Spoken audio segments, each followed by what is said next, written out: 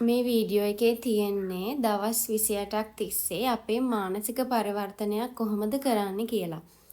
Studies කරන student කෙනෙක් නම් O level A level එහෙම නැත්නම් කැම්පස් යන. මම මේ වීඩියෝ එක සජෙස්ට් කරනවා රෙකමන්ඩ් කරනවා.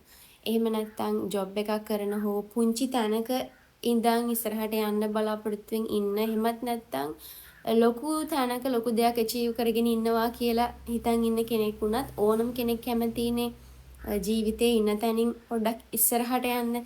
ඉතින් ඒ ඕන කෙනෙකුට මේ මානසික පරිවර්තනයට අදාළ process එක කරන්න කියලා මම සජෙස්ට් කරනවා. ඒ වගේමයි ඕනම කෙනෙකුට හිතලා තියෙන්න පුළුවන්නේ මෙහෙම ඉඳලා හරියන්නේ වෙනස් වෙන්න ඕනි කියලා. ඉතින් බාහිරින් වෙනසක් බලාපොරොත්තු වෙන ඕන කෙනෙක් ෆයිනෑන්ෂලි හරි මැටීරියලිස්ටික් හරි ඕනම වෙනසක් බලාපොරොත්තු වෙන ඕන කෙනෙක් මුලින්ම වෙනස් වෙන්න ඕනේ මනසින්නේ. ඊට පස්සේනේ අර කතාවටත් කියන්නේ හෙල්දි මනසක් තියෙන කෙනෙක් තමයි වෙල්දි මිනිස්සෙක් නිර්මාණය කරන්න කියලා. ඉතින් ඒ වගේ ඉතින් මේ process එක මම කලින් කරලා තියෙනවා. ඒක අත්දැකීමෙන් මම කියන්නේ මාරම පොසිටිව් විදිහට මානසිකත්වය ඇත්තටම වෙනස් වෙනවා. ඒක නිසා මේ පාර මම කරන්නේ මේ වීඩියෝ සීරීස් එක වෙනුවෙන් කාටම හරි වැදගත් වෙයි කියලා හිතලා. ඉතින් මාත් එක්ක කරමු. මාව ට්‍රස්ට් කරලා මාත් එක්ක ජොයින් වෙන්න. මම ලස්සනට ඔයාලව ගයිඩ් කරන්නම්. channel එක subscribe කරලා තියන්න. මොකද මේ දවස් 28ම ඔයගොල්ලෝ මොනවද කරන්න ඕනේ මොනවද හිතන්න ඕනේ කියලා මම හරිම පැහැදිලිව ඔයාලට මේ වීඩියෝ සීරීස් එක තුලින් කියනවා. මම මේ process එක ගත්තේ The Magic කියන පොතෙන්. ඉතින් මම මේකම ගත්ත හේතුව තමයි මම ගොඩාක් ඉන්ටර්විව්ස් වල දැකලා තියෙනවා ලෝකේ ගොඩාක් උඩට ගිය ගොඩාක් අය මේ පොත රෙකමන්ඩ් කරනවා මෙන්න මේක මගේ මානසික පරිවර්තනයකට සෑහෙන්න පොසිටිව් විදිහට බලපෑවා කියලා. ලංකාවෙත් මම දැකලා තිනවා යුරේනි නොෂිකා හැම තව ගොඩක් අය මේ පොත රෙකමන්ඩ් කරලා තිනවා මේ පොත තමයි මගේ ජීවිතේ වෙනස් කරේ මගේ මනස වෙනස් කරේ කියලා. ඔයගලන්ට දැන් උනත් YouTube එකේ බලන්න පුළුවන් The Magic Book යුරේනි නොෂිකා ඉන්ටර්විව් හරි මොකක් හරි සර්ච් කරොත් ඒක බලන්න පුළුවන්. ඉතින් ඒකයි මම මේ පොතම තෝරගත්තේ. මේකෙන් කියලා දෙන process එක ඕගලන්ට කියනවා කියලා The Magic කියන පොත මෙහිමයි ඊට කලින් ඕගොල්ලෝ අහලා ඇති The Secret කියලා පොත. මම දන්නේ අහලා නැත්තම් Law of Attraction ලෝකෙට අඳුනලා දුන්නේ The Secret කියන පොතෙන්. හැබැයි ඒකේ තිබුණේ නැහැ මේ Law of Attraction කියන එක කොහොමද ප්‍රායෝගිකව ජීවිතයට කාවද්ද ගන්න කියලා. ඉතින් ඒ කාවද්ද ගන්නේ කොහොමද කියලා මේ The Magic කියන පොතේ දවස් 28ක් තිස්සේ තියෙනවා. මේ මානසික පරිවර්තනය වැදගත් වෙන තව හේතුවක් තමයි ජීවිතේ අපිට හම්බෙනවනේ සමහර ටොක්සික් රිලේෂන්ෂිප්. එහෙම නැත්නම් අපේ ජීවිතයේ සමහර අත්දැකීම් නිසා අපිව මානසිකව වැටෙන්න පුළුවන්. ඔහොම වැටුනම ඇත්තටම සමහර වෙලාවට අපිට අපි කවුද කියලා අමතක වෙනවනේ. ඒ කියන්නේ සමහර වෙලාවට මෙහෙම වෙන්න ඕන කෙනෙක් නෙමෙයි. මෙච්චර ලොකු ස්කිල් එකක්, මෙච්චර ලොකු ටැලන්ට් එකක්, මෙච්චර ලොකු හැකියාවක්, এডুকেෂන් එකක් තියෙන කෙනෙක්. හැබැයි සමහර අත්දැකීම් නිසා එයාට එයා කවුද කියලා මතක නැහැ. එයාට මොනවද පුළුවන් කියලා මතක නැහැ. ඒ පුළුවන් දේවල් එක එයාට කොච්චර දුර ගමනක් යන්න පුළුවන්ද කියලා මතක නැහැ. ඉතින් ඔය හැමදේම මතක් කරන්න තමන්ගේ වටිනාකම තමන්ට මතක් කරන්න උනත් මේ process එක මාර වැදගත්. ඒත් එක්කම කියන්න ඕන ඔයාලා මේ වීඩියෝ එක දකින්නේ මම අප්ලෝඩ් කරලා දවසකින් මාසෙකින් අවුරුද්දකින් ඊටත් පහු වෙලා වෙන්න පුළුවන්. හැබැයි ඒ දකින දවසේ ඔයා එක බැලුවට පස්සේ දවසේ day 1 කියලා හිතාගෙන මේ process එක පටන් ගන්න. මේක බලනවා නම් අනිවාර්යෙන් පටන් ගන්න.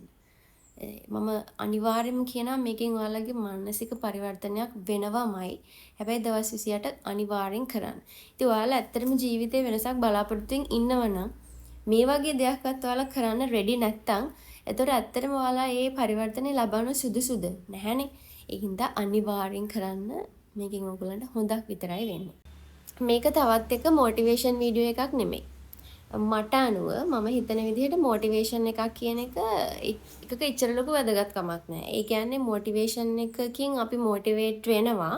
හැබැයි ඉතින් දවසකින් දෙකකින් ආපහු එක නැතුව යනවා. අපිට ආයෙ මොටිවේට් වෙන්න ආයෙමත් මොටිවේෂන් ස්පීච් එකක් එක්කව අහන්න ඕනේ.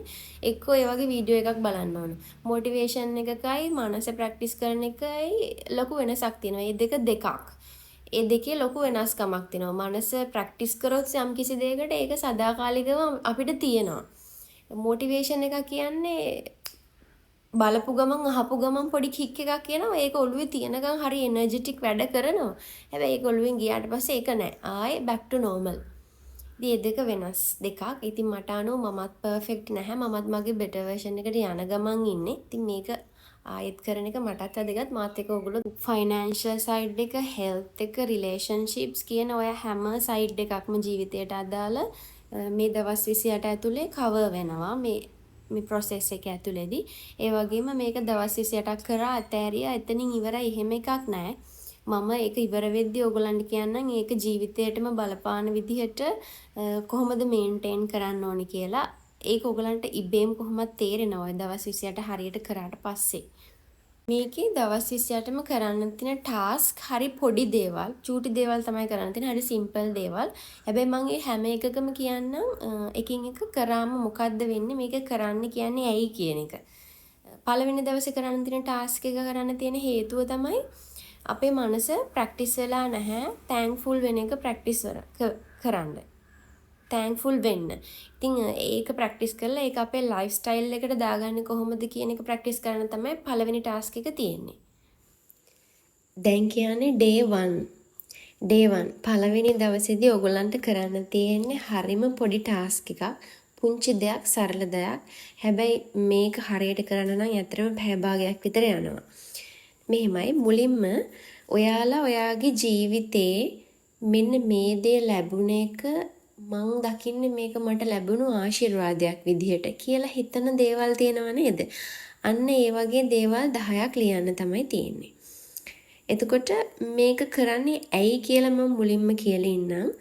මේ වීඩියෝ එකේ දැන් ඔයාලට ඩිස්ප්ලේ වෙනවා පැරග්‍රාෆ් එකක්. මම මේ පැරග්‍රාෆ් එක උපුට ගත්තේ ඒ වචන වලින් මේ විදිහටම මේ පොතෙන්. මේකේ තේරුම මම සිංහලෙන් කියන්නම්.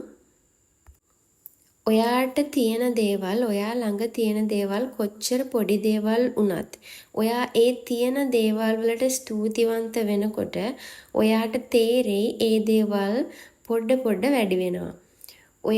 ඔයා ළඟ තියෙන පොඩි සල්ලි ප්‍රමාණයට thank you කියලා කියනකොට ඔයා ඒකට ස්තුතිවන්ත වෙනකොට ඔයාට තේරෙයි ඒ සල්ලි ප්‍රමාණය magically grow වෙනවා. ඔයාට තියෙන relationship එක perfect නැති වුණත් ඔයා ඒ රිලේෂන්ෂිප් එක ගැන ස්තුතිවන්ත වෙනකොට ඔයාට තේරෙයි ඒ රිලේෂන්ෂිප් එක පර්ෆෙක්ට් වේගෙන යනවා කියලා. ඔයාට තියෙන පොඩි ජොබ් එකට ඔයා ස්තුතිවන්ත වෙනකොට ඔයාට තේරෙයි ඔයා ඩ්‍රීම් ජොබ් එකට ළඟදිම යන්න හදන්නේ කියලා. ඉතින් මේ පැරග්‍රාෆ් එකේ කියන්නේ ඔයාට තියෙන දේවල් වලට ස්තුතිවන්ත වෙනකොට ඔයාට අලුත් opportunities ගලාගෙන එන්න පටන් ගන්නවා කියලා. ඉතින් ඔන්න ඕකයි හේතුව ඔයාලට මේ blessings 10 ලියන්න කියලා කියන්නේ පළවෙනි දවසේ. එතකොට මේ blessings 10 ලියන්න මෙහෙමයි. මේ වීඩියෝ එක බලන ඕනම කෙනෙකුට ගයක් තියෙනවනේ. එතකොට ඔයා පළවෙනි blessing එක විදිහට ලිව්වා කියලා හිතන්නකෝ. මට ගයක් තියෙනවා කියලා. ගයක් සහ පවුලක් තියෙනවා කියලා. එතකොට ඔයා මුලින්ම මට ගයක් සහ පවුලක් තිබීම ගැන මම ස්තුතිවන්ත වෙනවා. ඊට පස්සේ ඉස්සරහින් ඔයා thank you කියලා ලිව්වා. ඔයා ඒක ලියන්නේ හදවතින්. ඇත්තටම ස්තුතිවන්ත වෙන ගම. ඊට පස්සේ ඔයා ලියන්නේ ඇයි ඔයා thankful වෙන්නේ කියලා. විස්තරයක්, පොඩි පැරග්‍රාෆ් එකක්. ඇයි ඔයා thankful වෙන්නේ? අන්නේ පැරග්‍රාෆ් එක ඔයා මෙහෙම ලියන්න. මට ජීවිතේ මට ආදරය කරන මාව බලා ගන්න මගේ දුක සැප හැම දෙයකම මගේ ළඟින් ඉන්න මගේ ආදරණීය පවුල, මගේ අම්මා, හස්බන්ඩ්, දරුවා මට ලැබීම ගැන මම ඇත්තටම ස්තුතිවන්ත වෙනවා. ඉතින් ඇයි ස්තුතිවන්ත වෙන්නේ? ඔයාව බලා ගන්න නිසා, ඔයාගේ ළඟින්ම ඉන්න නිසා. නිකන් හිතන්නකෝ ඔයා ගයක් ගැන ලියනවා කියලා දෙවෙනි බ්ලෙසිං එක. මට ගයක් තියෙන එක ගැන මම ස්තුතිවන්ත වෙනවා. ආයෙත් ඔයා ලිව්වා thank you කියලා. ඊට පස්සේ ඔයා විස්තරය ලියන්න වහින වෙලාවට තෙමෙන්නේ නැතුව අවුවෙන් බේරිලා බය නැතුව රැට සුව පහසුවෙන් නිදා ගන්න ආරක්ෂිත ලස්සන ඉඩ පහසුකම තියෙන මේ වගේ ගයක් තිබීම ගැන මම ස්තුතිවන්ත වෙනවා. ඇයි ස්තුති වෙන්නේ? ආරක්ෂාව සහ සුව පහසුව දෙන නිසා. ඉතින් මම ලියපු එක්සැම්පල් එකක් මම දැන් ඩිස්ප්ලේ එකේ දාන්නම්. නිකන් තුන්වෙනි බ්ලෙසිං එක විදිහට ඔයා හිතන්නකෝ ඔයාගේ සෞඛ්‍යය ගැන. ඔයා නිරෝගී කෙනෙක්, ඔයා සෞඛ්‍ය සම්පන්න කෙනෙක්, ෆිට් එකේ ඉන්න කෙනෙක්. ඉතින් ඒකත් ගොඩක් අයට නැහැනේ. ඔයා ඒක ලියන්න බ්ලෙසිං එකක් විදියට. මොකද ජීවිතයේ සෞඛ්‍ය තමයි අංක 1. අපිට ලෙඩක් හැදුනොත් මගේ ඊළඟ ටාගට් එක රට යන්න ඕන අර විභාගය කරන්න ඕන ඒ කිසිම ටාගට් එකක් නෙමෙයි අපිට මූලික වෙන්නේ. මම කොහොමද දැන් මේ ලෙඩේ සනීප කරගන්නේ කියලා. ඉතින් සෞඛ්‍ය කියන එක නම්බර් 1. ඉතින් ඔයාලට පුළුවන් ඊළඟ බ්ලෙසිං එක විදිහට ඔයාගේ සෞඛ්‍ය ගැන ලියන්න. ඔයාගේ සහෝදරයෝ, ඔයාගේ යාළුවෝ, ඔයාට ස්කිල් එකක් තියෙනවා නම්, ඔයාට බිස්නස් එකක් තියෙනවා නම්, ඔයාගේ වාහනේ, ඔය ඔක්කොම බ්ලෙසිංස් තමයි. මේක ලියලා ඉවර වෙද්දි ඇත්තටම ඔයාට දැනේ ඔයා කොච්චර පර්ෆෙක්ට් කෙනෙක්ද. ඔයාට ගොඩක් දේවල් තියෙනවනේ කියලා ඔයාට තේරෙයි. ඉතින් මේ පොතේ කියනවා මේ වගේ අපි බ්ලෙසිංස් 10ක් ලියන්න පටන් ගන්නකොට අපේ මනසේ නැති දේවල් හොයන එක නතර කරලා තියෙන දේවල් අගය කරන්න පුරුදු වෙන්න පටන් ගන්නවා කියලා. පටන් ගන්නවා. තාම day 1 නේ. සරලවම කිව්වොත් ඔයාගේ මනසේ තියෙන ස්ට්‍රෙස් එක සහ නෙගටිව් thoughts ඍණාත්මක සිතුවිලි නැති වෙලා මනසට සැනසීමක් සහ ධනාත්මක ශක්තියක් ලැබෙන්න පටන් ගන්නවා කියලා කියනවා. ඉතින් ඔයාලට හිතුනොත් මේක ලියන්න ඕනේද හිතලා නතර කරොත් මදිද කියලා නෑ ලියන්න ඕනේ. මොකද අපි අතින් දෙයක් ලියද්දි අපේ ඇඟේ තියෙන ස්නායු පද්ධතිය හරහා ඒ මැසේජ් එක අපේ subconscious mind එකට එහෙම නැත්නම් යටිහිතට ඊටම තදින් කාවදිනවා කියලා මේ පොතේ කියනවා. අපි පුරුදු වෙලා ඉන්නේ නැති දේවල් ගැන හිතලා බය වෙන්න, දුක් වෙන්න. ඉතින් ඒ වගේ දේවල් තමයි අපේ මනසට සාමාන්‍ය දෙයක් වෙලා සාමාන්‍යකරණය වෙලා තියෙන්නේ. ඉතින් මෙහෙම ලියන්න පටන් ගත්තට පස්සේ අපි thankful වෙන එක අපේ ලයිෆ් ස්ටයිල් එකට ප්‍රැක්ටිස් කරන්න පටන් ගන්නවා කියලා තමයි කියන්නේ. මේ බ්ලෙසිංස් 10 ලියලා ඉවර වෙලා මේක ඔයාට ඇහෙන්න ඔයා චුට්ටක් හයියෙන් කියවලා ඊට පස්සේ දවසේ ඉතුරු ටික සුබවාදීව ඉන්න උත්සාහ කරන්න. කවුරු හරි ඔයාට පුංචි උදව්වක් කරත් ඔයා හදවතින් මෙයාට ස්තුතියි කියන්න පුරුදු වෙන්න පටන් ගන්න. දවස් ඇතුලේ මොන ප්‍රශ්නයක් ආවත් ඔයා උදේ ලියපු බ්ලෙසිංස් 10 මතක් කරගෙන මේ දේවල් මට තියෙනවනේ කියලා හිතට ධෛර්යයක් ගන්න. එතකොට ඔයාගේ මනස සංසුන් වෙන එක පටන් ගනී. තාම ඉන්නේ අපි day 1 වලනේ. තව දවස් 28ක් යන්න තියෙනවා.